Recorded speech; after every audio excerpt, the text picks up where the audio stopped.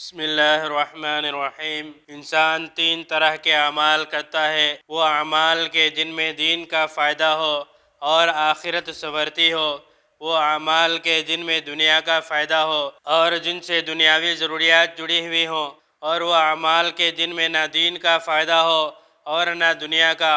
ان اعمال میں جن میں دین اور دنیا کا کوئی فائدہ ہو، وقت خرچ کرنا وقت کا صحیح استعمال ہے۔ ایسے کاموں میں وقت لگانا کہ جن میں دین اور دنیا کا کوئی فائدہ نہ ہو، وقت کا غلط استعمال ہے، اور اسی طرح یوں ہی بیکار پڑے رہنا بھی وقت کی بربادی ہے۔ ایک مسلمان کے اچھا مسلمان ہونے کے لیے ضروری ہے کہ وہ ایسے کاموں کو چھوڑ دے کہ جن میں نہ دین کا فائدہ ہو اور نہ دنیا کا۔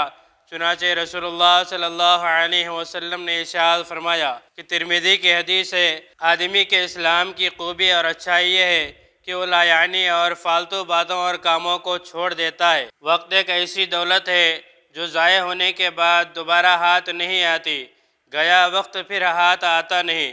اسی لیے اگر زندگی کا کوئی لمحہ بھی بیکار گزر گیا، فضول کاموں میں لگ گیا، تو اس سے بڑی کوئی محرومی کی چیز نہیں ہو سکتی۔ جتنا غم انسان کو بڑی سے بڑی دولت کے ختم ہونے پر ہونا چاہیے، اس سے کہیں زیادہ غم وقت کے بیکار ضائع ہونے پر ہونا چاہیے۔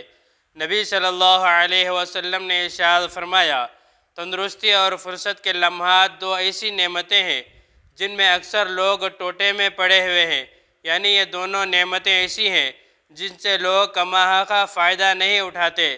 صحت ہوتی ہے تو اس کے استعمال میں احتیاط نہیں ہوتی، اور فرصت ملتی ہے تو اسے ضائع کر دیا جاتا ہے۔ اب دنیا میں اسباب راحت زیادہ ہو گئے ہیں تو وقت کو ضائع کرنا بھی عام ہو گیا ہے۔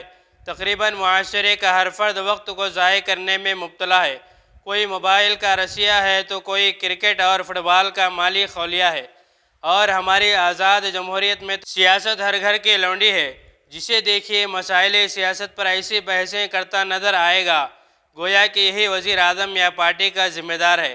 فضول مجلسیں، بے فائدہ بحثیں اور لغو اجتماعات عام ہیں، اور یہ مرض صرف دنیا داروں میں ہی نہیں بلکہ دیندار ماحول میں بھی سچ اور بس گیا ہے۔ دینی طبقوں میں بھی محنت، جدوجہد اور وقت کی قدر و منزلت کا رجحان کم سے کم تر ہوتا چلا جا رہا ہے۔ اسی بنا پر بہت سے باصلاحیت اور ذہین افراد کی محنتوں اور افادات سے آج امت محروم ہے۔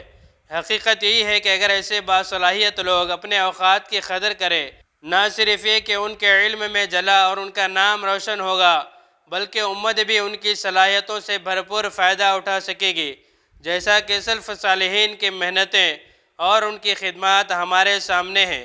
اللہ تبارک و تعالیٰ سے دعا ہے اللہ ہمیں وقت کی قدر کرنے کی توفیق عطا فرمائے۔